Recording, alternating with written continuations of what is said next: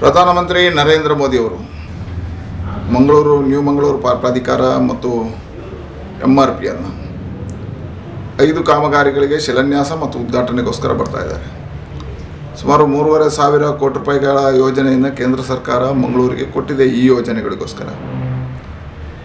ಹಾಗಾಗಿ ಆ ದಿನ ಬರುವಂಥ ಸಂದರ್ಭದಲ್ಲಿ ಈಗಾಗಲೇ ನರೇಂದ್ರ ಮೋದಿಯವರು ಅವರ 19-22ರ ಈ ಅವಧಿಯಲ್ಲಿ ಸುಮಾರು 20,000 ಕೋಟಿ ರೂಪಾಯಿಗಳನ್ನು ಮಂಗಳೂರು ಜಿಲ್ಲೆಗೆ ಕೊಟ್ಟಿದ್ದಾರೆ. ಹಾಗಾಗಿ ಪ್ರಧಾನಮಂತ್ರಿಗಳ ಅದ್ಭುತವಾಗಿರ್ತಕ್ಕಂಥ ಕೊಡುಗೆ ಮಂಗಳೂರಿಗಿದೆ. ಆ ಕಾರ್ಯಕ್ರಮವನ್ನು ಯಶಸ್ವಿ ಮಾಡಬೇಕು ಅಂತ ಹೇಳಿ ಇವತ್ತು ನಮ್ಮೆಲ್ಲ ಜನಪ್ರತಿನಿಧಿಗಳು, ನಮ್ಮೆಲ್ಲ ಪಾರ್ಟಿಯ ಕಾರ್ಯಕರ್ತರು ಪರಿಶ್ರಮಗಳನ್ನು ಹಾಕ್ತಾ ಇದ್ದಾರೆ. ಈಗಾಗಲೇ ಅದು ಸರ್ಕಾರಿ ಕಾರ್ಯಕ್ರಮ ಆಗಿರೋದ್ರಿಂದ ಸರ್ಕಾರದ ಕಡೆಯಿಂದ ಎಲ್ಲ ವ್ಯವಸ್ಥೆಗಳು ಆಗ್ತಾ ಇದೆ.